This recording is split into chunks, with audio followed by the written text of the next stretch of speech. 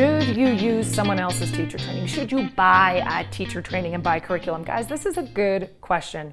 And full disclosure, and here's the the punchline, I sell curriculum, so you know where I'm coming from.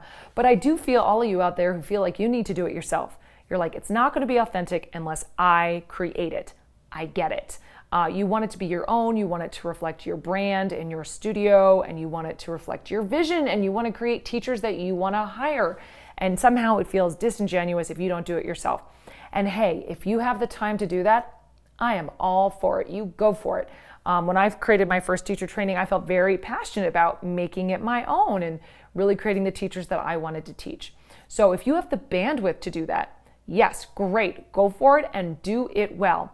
I'm a little less enthusiastic about you hiring other people to create it unless you create a real clear contract with anybody you hire, if they're going to create curriculum with you, that you own that. You want that to be super clear. If anybody, faculty members, teachers, are creating content that's going into your teacher training, you need to be super clear on who has the IP, who owns the copyright on that. So you better pay them and create a contract so it's very clear that they created it for you and your business. Now, some pros to buying pre-made curriculum. And guys, there are other people out there who do this. I just know what I do.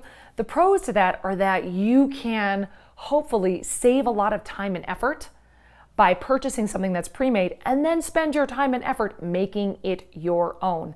To that end, you want to, if you are considering buying curriculum, you want to check in and know what the teaching methodology is.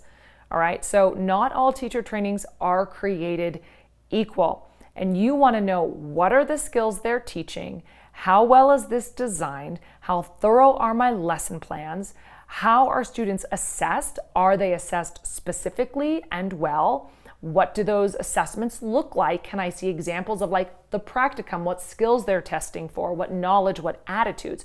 You want all of that to be really included in this teacher training. In short, you want it to be very well designed from an instructional design perspective, right? You really want it to be mapped out.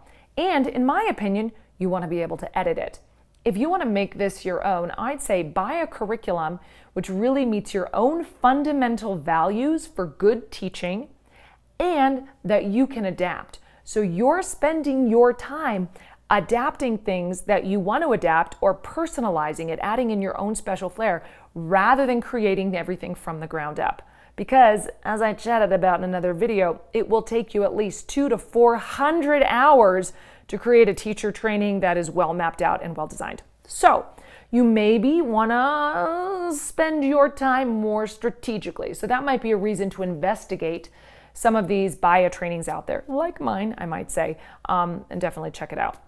But do your due diligence, everybody. Again, as I mentioned, not all trainings are created equal, and you want to make sure that the teaching methodology, specifically cueing, sequencing, teaching skills, are representative, at least at the core, of the kind of principles that you want to see. You want to know where those trainers who wrote that training come from. What's their lineage? Who did they study with? What kind of skills and perspective do they bring? Is the training flexible or is it dogmatic? So those are just some of the things I want you to think about as you go forward and consider whether or not that would be the right route for you. And of course, as always, you can hit me up for questions anytime.